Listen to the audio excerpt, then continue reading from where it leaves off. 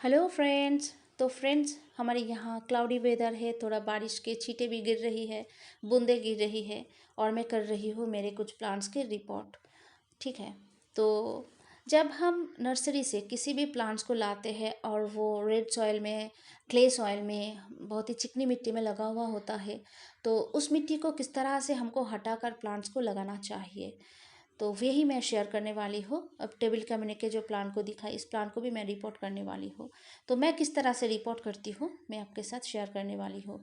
ये जो भी प्लांट्स मैं लाई हूँ, 6 प्लांट्स रोड साइड नर्सरी से, सारे के सारे प्लांट ही ना, ये चारों प्लांट को ही मैंने देखा कि हार्डी सॉइल में लगा हुआ है। तो शफलेरा के प्लांट को मैंने रिपोर्ट कर लिया है। अब तीनों ये क्रोटन के प्लांट को रिपोर्ट करने वाली हूँ। ये बहुत ही चिकनी मिट्टी में हार्डी सॉइल में लगा हुआ है और हाथ से अगर हम इस मिट्टी को हटाते हैं ना फ्रेंड्स, तो इसके साथ ना ये रूट्स डैमेज होने लगता है। तो हाथ से हटाना, मिट्टी को हाथ से हटाना बिल्कुल भी ठीक नहीं होता है। सही तरीका क्या होता है ये देखिए, ये कितना चिकनी है।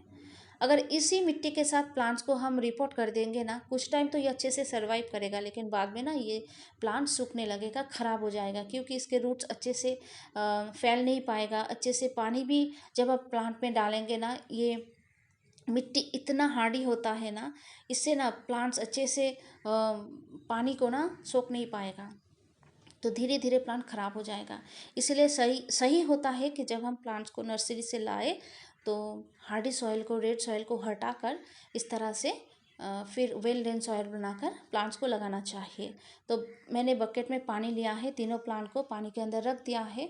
अब ये 15-20 मिनट तक इस तरह से हम छोड़ देंगे, तो ये जो हार्डी सॉइल है ये धीरे धीरे नरम होकर रूट से ये अलग हो जाएगा।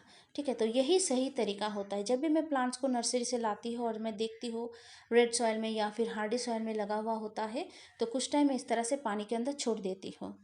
तो सारे मिट्टी को फिर मैं हटाकर रिपोर्ट करती हूँ। देखिए, ये सारे प्लांट को, ये जो हार्डी सॉइल था लगा हुआ था, सारे को ही मैं चिकनी मिट्टी को मैं अच्छे से हटा दिया है। देखिए, अब इसको प्लांट में मतलब पॉट में एकदम सेंटर में रखकर प्लांट्स को लगा देना है। और मैं वेल ड्रेन सॉइल हमेशा मेरे प्लांट्स के लिए मैं रेडी करती हूँ। मैं मिट्टी, सैंड, किचन वेस्ट कंपोस्ट, गोबर की खाद और फंगिसाइड, नीम केक, ये मैं हमेशा मेरे प्लांट्स के लिए यूज़ करती हूँ। तो उसी तरह से मैंने इसके लिए भी, ये सब प्लांट्स के लिए भी मैं पॉटिंग मिक्स रेडी किया है। ठीक है। और ये बहुत ही चिकनी मिट्टी है, ये देखिए। तो कभी भी इस मिट्टी के साथ हमको प्लांट्स को लगाना नहीं चाहिए। नर्सरी वाले ये ट्रांसपोर्ट के लिए, उनके लिए अच्छा होता है, प्लांट्स को इधर उधर लाते हैं, फिर जब सेल करते हैं तो जो लेकर जाते हैं, तो मिट्टी ना हिले, ना छूट जाए रूट से, इसीलिए इस तरह से हार्डी सॉइल में वो लगाते हैं। लेकिन जब हम घर में लाते हैं, हम चाहते हैं कि इसको हम परमानेंटली रखें और हमारे पास अच्छे से ये ग्रोथ करे, तो इसीलिए वेल ड्रेन सॉइल बनाकर लगाना चाहिए। तो टेबल कैबिने के प्लांट को भी मैंने, ये भी बहुत ही हार्डी सॉइल में लगा हुआ था, तो मैंने सारे ये मिट्टी को हटा दिया है। ठीक है। तो इसको भी मैं लगा लेती हूँ। ठीक है।